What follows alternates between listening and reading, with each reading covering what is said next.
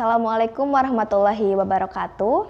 Halo Sobat IAI Persis Bandung, perkenalkan nama saya Amalia Fajri Nurfitria, mahasiswa Pendidikan Agama Islam semester 4.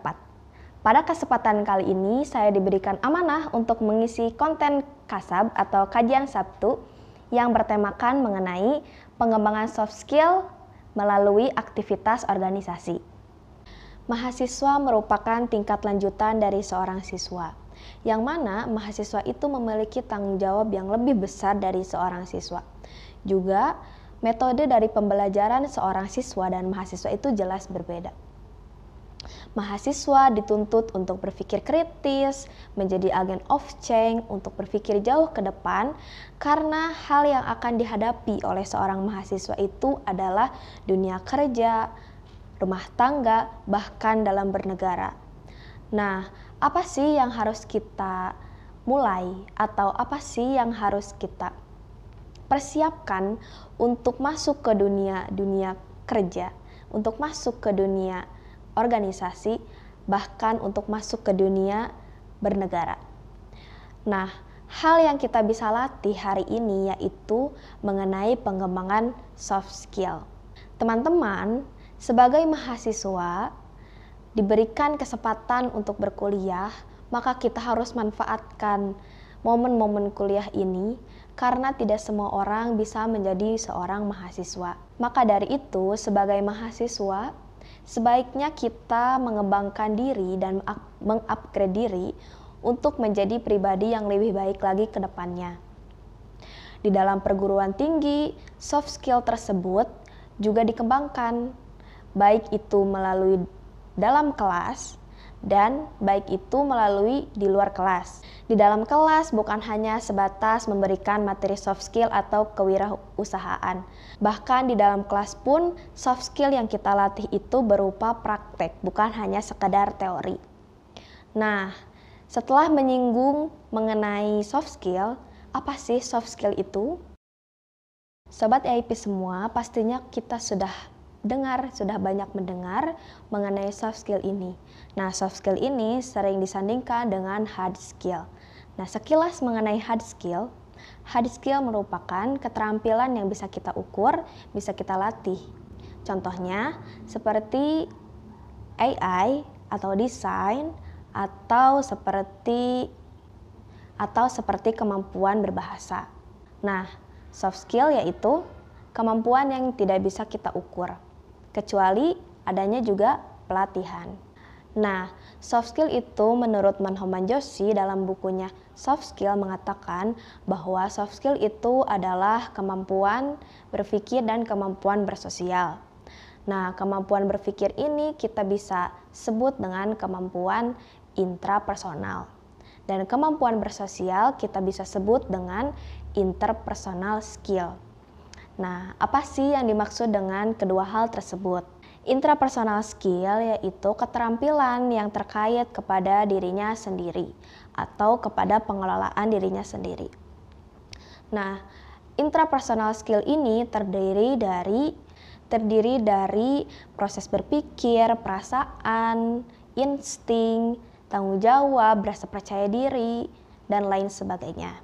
Kemudian, interpersonal itu meliputi beberapa karakter, yaitu kepemimpinan, kerjasama tim, cakap dalam bernegosiasi, dan lain sebagainya. Nah, kemudian bagaimana sih cara kita untuk mengembangkan soft skill kita? Sebagai mahasiswa, kita bisa kembangkan soft skill ini sejak dini, apalagi sejak maba. Nah, dalam hal ini, soft skill itu bisa dikembangkan yang pertama melalui aktivitas-aktivitas keorganisasian yang mana hal itu bisa menjadi penunjang untuk kita bisa mengembangkan diri.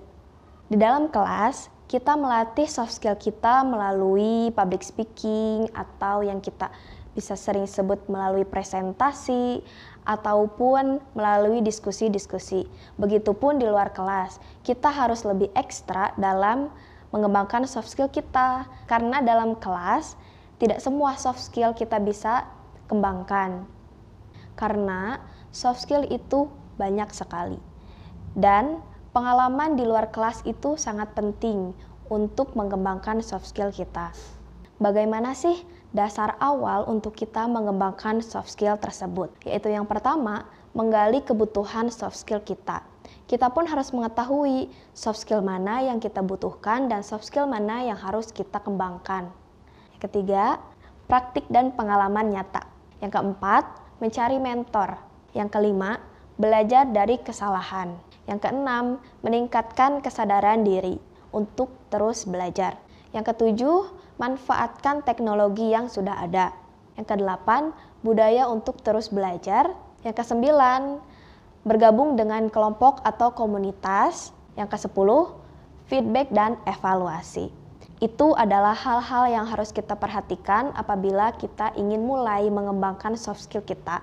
Nah, Sobat IP semua, mari kita korelasikan bagaimana organisasi bisa menjadi penunjang pengembangan dari soft skill tersebut. Yaitu, kita bisa lihat jenis-jenis soft skill yang kita kembangkan atau yang kita bisa kembangkan dalam organisasi. Dalam organisasi, komunikasi adalah hal yang sangat penting karena berjalannya sebuah organisasi dimulai dari komunikasi. Bila tidak terjadi komunikasi, maka organisasi tidak akan berjalan. Dalam organisasi, soft skill komunikasi dapat kita kembangkan. Karena kita bisa mengetahui mana komunikasi yang baik dan mana komunikasi yang buruk. Baik itu komunikasi antar anggota, atau komunikasi dari anggota kepada leader, atau dari leader kepada anggota. Kemudian, soft skill yang kedua yaitu kemampuan dalam manajemen waktu. Di tengah kesibukan kita sebagai mahasiswa, ataupun sebagai pekerja, ataupun sebagai anggota organisasi, kita bisa latih hal itu dalam organisasi, karena dalam organisasi kita bisa mengetahui mana hal yang menjadi prioritas ataupun hal yang tidak menjadi prioritas. Nah, kemudian soft skill yang ketiga yaitu kemampuan leadership. Sebagaimana yang kita tahu bahwa leader itu adalah seorang pemimpin yang ada dalam sebuah organisasi maupun dalam negara. Nah, leadership itu adalah jiwa kepemimpinan yang mana leadership ini harus dimiliki oleh setiap orang, bukan hanya dimiliki oleh seorang pemimpin. Kita bisa beri contoh jiwa leadership itu yaitu bisa membaca situasi, mampu memimpin diri, memiliki kesadaran untuk bisa merubah kesalahan. Nah, itu adalah salah satu contoh dari jiwa leadership. Apabila seseorang bisa terpimpin atau memimpin dirinya, maka dia pun bisa memimpin seseorang nantinya. Kemudian, poin yang selanjutnya yaitu kemampuan bekerja sama. Sebagaimana yang kita ketahui bahwa organisasi merupakan sekumpulan orang-orang yang berbeda-beda karakter, yang berbeda-beda sifat, dan memiliki kelompok-kelompok tertentu seperti yang kita sebut dengan divisi. Nah, dengan memiliki kemampuan bekerja sama, kita bisa menyelesaikan sebuah masalah itu dengan bersama-sama, tidak bisa mengandalkan satu orang saja. Karena dengan bekerja sama, semua masalah itu bisa terselesaikan dengan cepat dan bisa mencapai hasil yang diinginkan. Itu yang bisa kita latih dalam organisasi. Kemudian, yang kelima yaitu kemampuan problem solving. Sebagaimana yang kita tahu bahwa dalam organisasi pasti memiliki sebuah masalah atau dinamika-dinamika yang ada. Maka dari itu, kita harus memiliki kemampuan problem solving. Bagaimana cara kita melakukan pemecahan masalah tersebut dalam organisasi? Yaitu yang pertama, kita harus bisa menganalisis kesalahan. Kita harus bisa menganalisis masalah di mana yang harus kita perbaiki. Lalu yang kedua, bagaimana cara kita untuk melakukan pemecahan terhadap masalah tersebut. Problem solving tersebut dapat kita latih dalam organisasi. Lalu, yang terakhir yaitu kemampuan mendengarkan.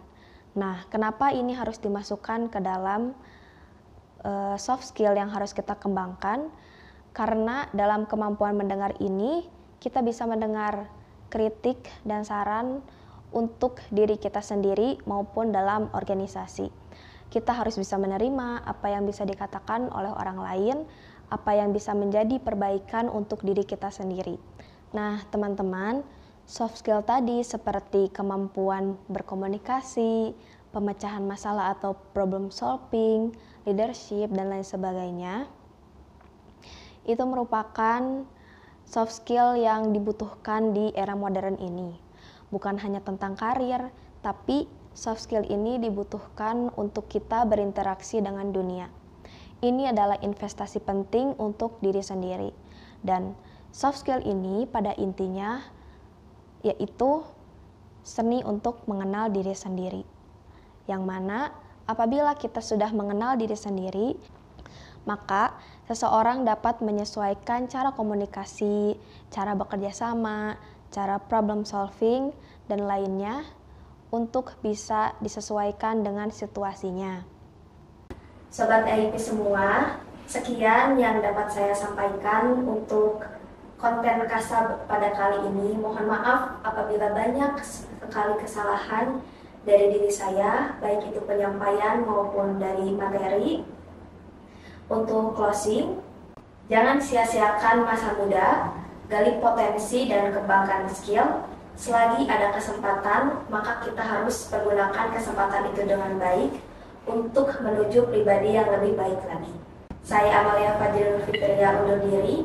Wassalamualaikum warahmatullahi wabarakatuh.